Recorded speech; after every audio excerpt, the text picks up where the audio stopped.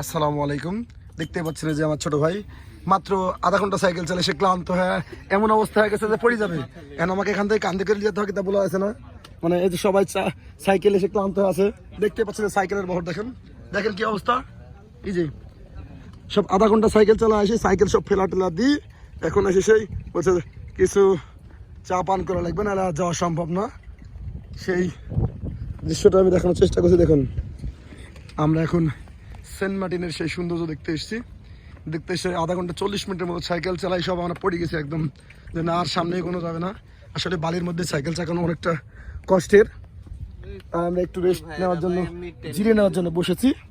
আমরা এখান থেকে আবার ব্যাক করবো আমাদের যে গেস্ট হাউসে উঠেছি সেখানে। কি মতি ভাইয়া, কেমন লাগছে সাইকেল চালাতে? খুব কষ্ট হচ্ছে সাইকেল চালাতে। সেই অবস্থা সবারই, আমি নিজেও এর ভুক্তভোগী। আসলে মজা করার জন্য ভিডিও করলাম। ভালো থাকবেন। আসসালামু আলাইকুম ওয়া রাহমাতুল্লাহ।